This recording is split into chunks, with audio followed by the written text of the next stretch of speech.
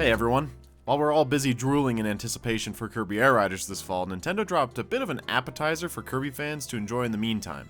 Kirby and the Forgotten Land, Nintendo Switch 2 Edition, plus Star-Crossed Worlds. This is an enhanced version of Kirby and the Forgotten Land featuring upgraded visuals, extra levels, and new mouthful mode power-ups, all for $20. So Kirby and the Forgotten Land released in 2022 as the first ever fully mainline 3D Kirby game to largely positive reviews, to the point that some consider it the best game in the series, a sentiment I find myself agreeing with from time to time.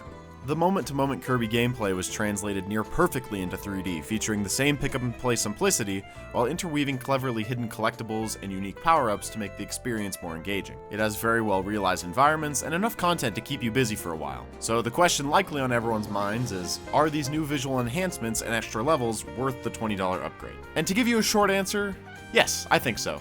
If you absolutely adored Kirby and the Forgotten Land like I did, 100%ed it, did all the extra content, all the extra bosses, and pulled all those dumbass figures out of those gacha machines, then you don't even need to watch the rest of this video. Go get your wallet and give Nintendo that burger flipping money you worked so hard for and have yourself a fun day playing these extra levels. You will enjoy them thoroughly and love how much better the game looks. Then come back and watch the rest of this video. But for the rest of you, here are my thoughts. Let's start off with the visual upgrades. To be fair to the original Forgotten Land, it already looked pretty great on the first Switch. Sure, it wasn't 30 FPS, but for a 3D platformer, that was more acceptable than something like Star Allies running at 30 FPS. The game stayed pretty stable and was more than playable, and that's all that really mattered. Plus, the detailed environments and great art style added a lot towards the game's presentation. That said, like all recent Switch 2 upgrades, the graphical difference is substantial. The game now runs at a smooth 4K 60 FPS, and the environments all have upgraded texture quality. A game as beautiful as Forgotten Land really takes advantage of the graphical boosts, and it looks absolutely stunning. And yes, the enemies now move at a higher frame rate in the background. I really did enjoy how good Forgotten Land looked on Switch 1, but after my time with the extra levels, I've been itching to replay the entire game again just to experience it with those crisp, juicy graphical improvements. Well, let's talk about those new levels, the real pull for people who have played the game already. So I played from a completed save file, but supposedly you unlock the content right after beating the first level of the first world, and unlock the later levels as you progress through the game. So if you're starting with a fresh save, it doesn't take long for you to start experiencing the new stuff. There are 2 levels in each world, and they remix existing levels from the rest of the game. That sounds a bit lazy, but as I'll get into, they do a good job making these levels unique despite reusing assets. Minor spoilers ahead, hopefully in service of convincing you to play the levels yourself. That said, I won't show much footage past the first 4 levels. Feel free to skip to the displayed timestamp to hear my final thoughts, though.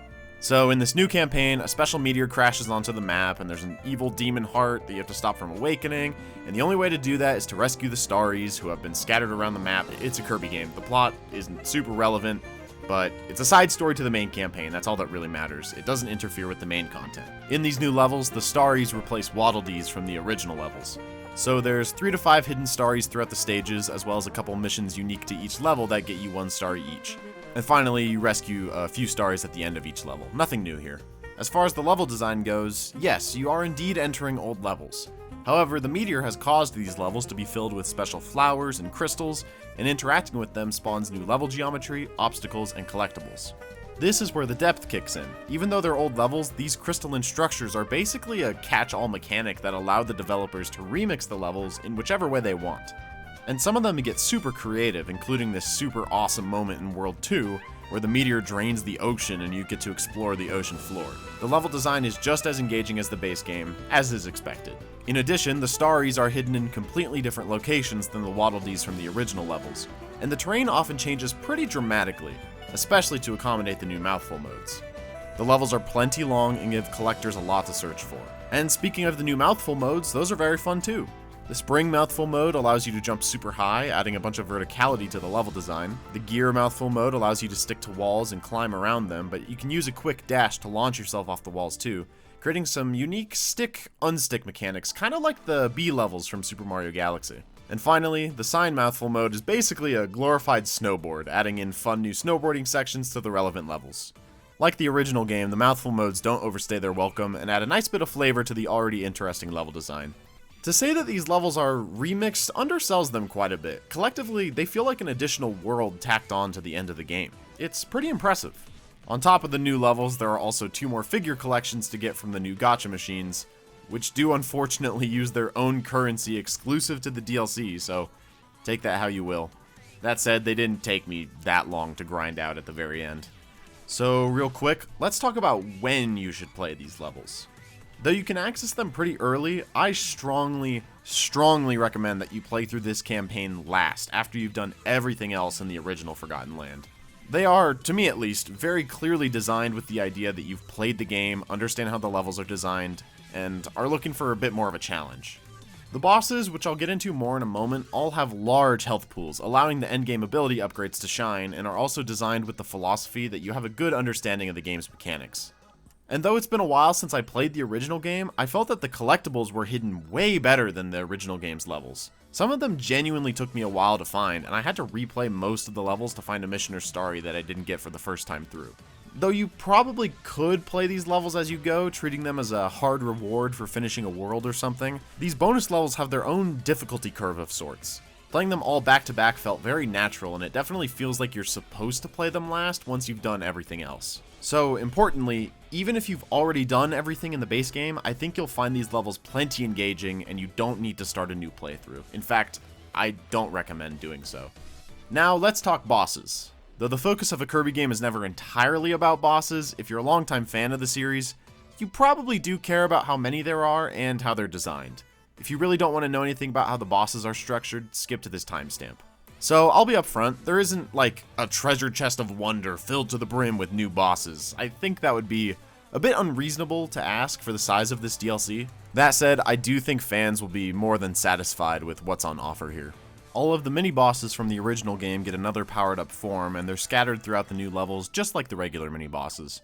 While these aren't going to be killing you by any stretch of the imagination, they offer enough of a challenge to be satisfying to fight in the middle of levels. There's also 2 new mini-bosses scattered throughout the levels, the Galactals, that also offer a bit of a challenge. They wield the meteor crystals, and instead of having a standard health bar, they have protective shields that you need to break down instead, and they're pretty tough actually. And then at the very end, once you've beaten all the levels and collect enough starries, there's a new final boss, serving as what is essentially the world boss of this new set of levels. It's bright, it's flashy, it has multiple phases, and it even got me killed a couple times. I'm not going into details here since I think it's worth experiencing blind, but this final boss was easily one of the coolest bosses in the series. In addition to the spectacle, it has very unique attacks that take advantage of the 3D arena really well. As expected, there is also a new Coliseum Cup offering one final challenge for you to sink your teeth into. It comes after the original final cup of the game, even more proof that this stuff is supposed to be played last. The new mini-bosses are slotted in where you'd expect, as well as the final boss from the main campaign. And of course, there is a new final fight, although it is just a reworked version of Chaos Alphilis. That said, this boss also had some of the coolest attack patterns and design in the whole series, and is definitely a worthy conclusion to the DLC. Yet again, it's not an arena that's gonna take you, hours and hours and hours of attempts to beat, but it gives you a solid challenge. As someone who absolutely adores Kirby boss fights and the various boss rushes that have been introduced throughout the series, I was incredibly satisfied with what is on offer here.